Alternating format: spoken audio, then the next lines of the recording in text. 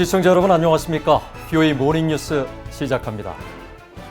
미국과 한국의 외교 국방장관들이 서울에서 2+2 회담을 갖고 북한 문제 해결을 위한 공조를 약속했습니다.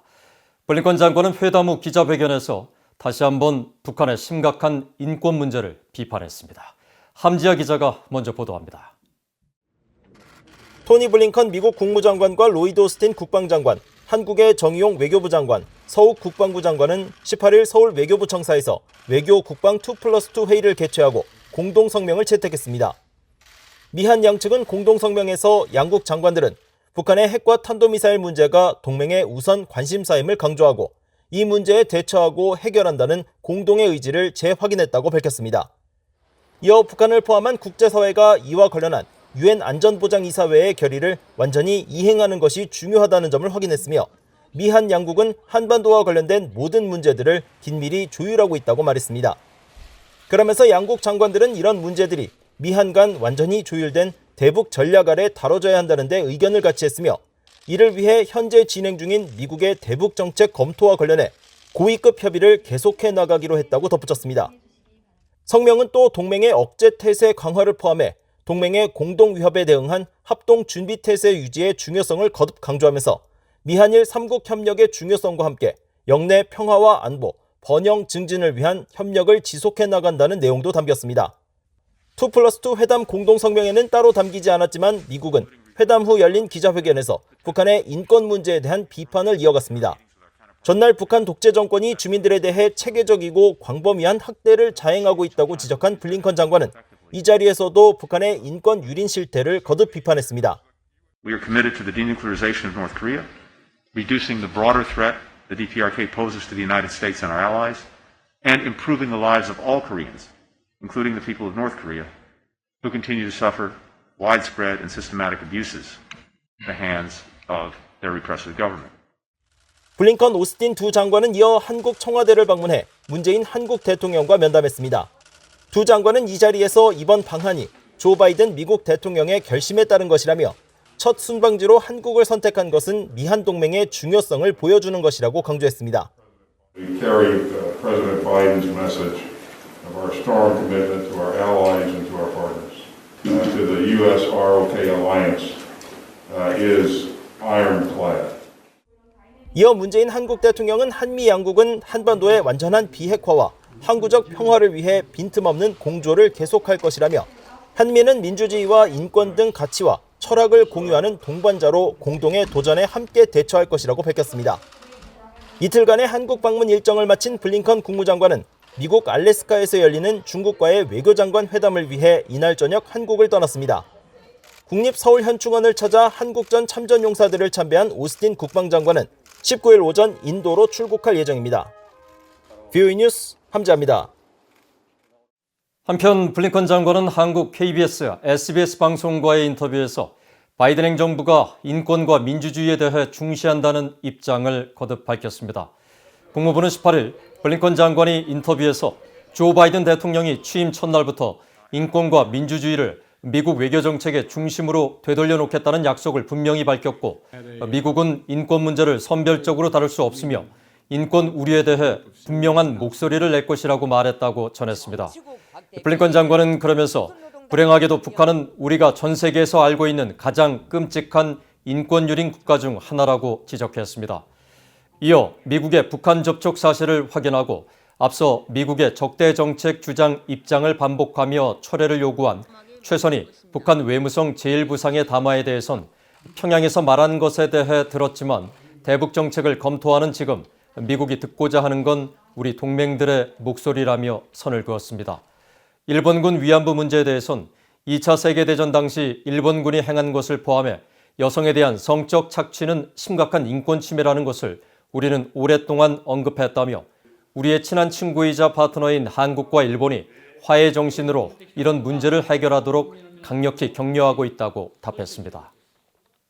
미국과 한국의 전시작전 통제권 전환과 관련해 전환 조건 충족에 시간이 더 오래 걸릴 것이라고 로이드 오스틴 미국 국방장관이 밝혔습니다.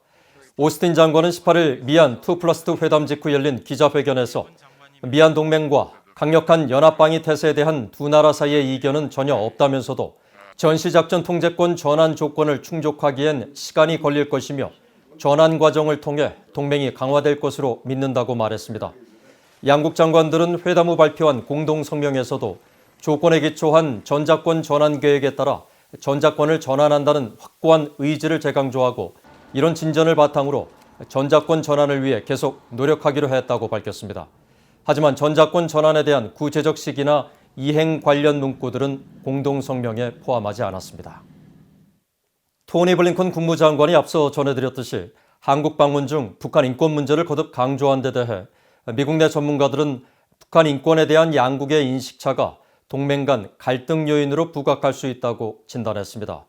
핵과 인권 문제를 북한 정권의 본성과 결부시키는 바이든 행정부의 인식이 북한 인권 문제 제기에 소극적인 문재인 정부와 엇박자를 낼 수 있다는 지적입니다. 조상진 기자입니다.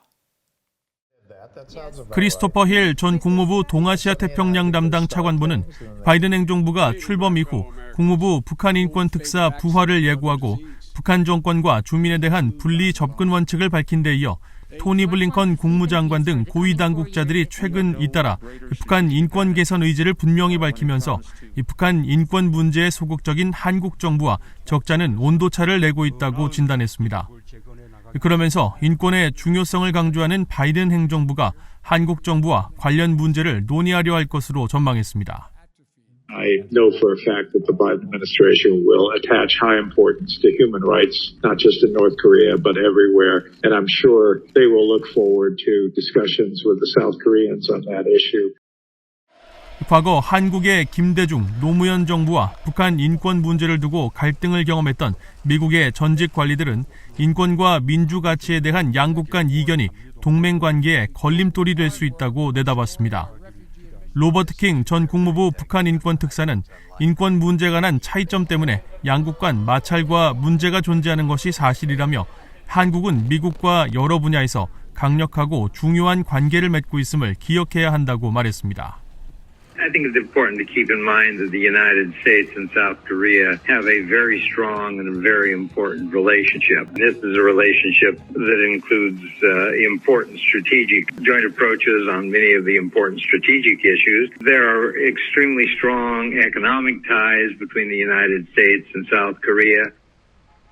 로버타 코엔 전 국무부 인권 담당 부차관보도 바이든 행정부의 북한의 위험성은 단지 핵무기뿐 아니라 그런 무기를 보유한 정권의 속성이라며 핵과 인권 두 사안은 동시에 다뤄져야 한다고 강조했습니다. 그러면서 최근 한국이 UN 인권이사회 북한 인권 결의안 공동제안국에 참여하지 않은 것을 거듭 상기시키며 인권 분야 미한 동맹을 재구축하기 위해 미국이 해야 할 일이 매우 많다는 것을 보여준다고 덧붙였습니다. 미국의 인권단체 북한인권위원회 그레그 스칼라티오 사무총장도 문재인 정부는 북한 인권을 다루는 것을 도외시하는 것을 넘어 심지어 적대감까지 보였다면서 북한 인권을 유엔에서 다루는 데 참여하지 않음으로써 공동의 가치와 다자주의를 모두 약화시키고 있다고 비판했습니다. 미국 국무부와 국가정보국장실 선임 자문관을 지낸 로버트 매닝 애틀랜틱 카운슬 선임연구원도 한국이 북한 인권에 관해 저자세를 보이는 데 대해 미국 의회와 인권 운동가들 사이에서 우려가 나오고 있다며 의회 차원에서 이 문제가 제기될 수 있다고 지적했습니다. 그러면서 바이든 대통령이 북한 인권 특사를 임명하고 새 특사가 한국과 인권 문제를 논의하는 임무를 수행하게 되면 양국 관계가 불편한 상황에 놓일 수 있다고 전망했습니다. VOA 뉴스 조상진입니다. 영국 정부가 북한을 러시아, 이란과 함께 안보 환경을 악화시키는 핵심 요인이라고 지적했습니다. 그러면서 영국은 북한의 비핵화와 제재 이행에 가장 많이 관여하는 역외 파트너가 될 것이라고 강조했습니다. 오택성 기자입니다. 유럽연합 EU를 탈퇴한 영국이 앞으로 10년 동안 추진해 나갈 외교와 국방 정책을 공개했습니다. 영국 총리 명의로 작성된 뒤 의회에 제출된 경쟁시대의 글로벌 영국이라는 보고서는 114쪽 분량으로 안보와 국방, 개발, 외교 정책에 대한 통합적 검토입니다. 보고서는 영국과 영국의 동맹들에 대한 국가 단위의 위협은 점점 더 커지고 다양해지고 있는 가운데 북한과 러시아 그리고 이란이 안보 환경 악화와 국제 질서 약화의 핵심 요인이 되고 있다고 지적했습니다. 북한 문제도 구체적으로 명시했는데 특히 북한 확산에 대한 대응의 중요성을 강조했습니다. 확산 대응은 단순히 핵에 국한되는 것이 아니라 화학, 생물학, 방사능 그리고 핵무기를 포괄적으로 포함하는 CBRN 능력과 이에 대한 운송 수단에 대한 대응이라는 겁니다. 이를 통해 영내 그리고 전 세계 안정을 유지하고 영국 시민과 군 당국에 대한 위협을 줄일 뿐 아니라 안전한 무역을 가능하게 만든다고 보고서는 밝혔습니다. 보고서는 이어 영국이 이와 관련해서 커지고 있는 위협을 제기하는 북한과 러시아, 이란 문제를 다루고 또 이중 사용 기술의 불법 획득과 같은 새로운 위협에 대응해야 한다고 지적했습니다. 영국은 이를 위해 각 국가들의 CBRN 무기와 물질 또는 관련 기술에 대한 접근과 관련한 국제 통제를 강화하는 데 우선순위를 둘 것이라고 설명했습니다. 또 이 같은 맥락에서 영국은 북한의 비핵화와 제재 이행에서 가장 깊이 관여하는 비영내 파트너가 될 것이라고 강조했습니다. 실제로 영국은 북한이 탄도미사일을 실험 발사할 때마다 유엔 안보리에서 이 문제를 제기하며 각국의 엄격한 대북 제재 이행을 강조했습니다. International sanctions need to remain in place and be fully enforced until North Korea's nuclear and ballistic missile programs are dismantled. It's vital that the Security Council shows unity in upholding its resolutions. 영국은 이번 보고서를 통해 핵탄두 보유 상한선 확대 계획도 밝혔습니다. 지난 2010년 영국은 2020년대 중반까지 핵탄두를 180개로 줄이겠다고 발표했지만 현재 기술적, 정책적 위협이 더 커진 만큼 상한선을 260개로 늘리겠다고 명시했습니다. 보고서는 현재 전 세계에서 벌어지는 주요 변화를 받아들여야 한다며 대표적으로 갈수록 커지는 인도태평양 지역의 중요성을 꼽았습니다. 그러면서 앞으로 영국의 외교정책 방향이 인도태평양 지역에 맞춰질 것이라고 밝혔습니다. VOA 뉴스 오택성입니다. 주한미군이 북한 정찰 감시용 자산인 U2 정찰기의 한국 기지 배치와 운영 현황을 담은 사진을 공개했습니다.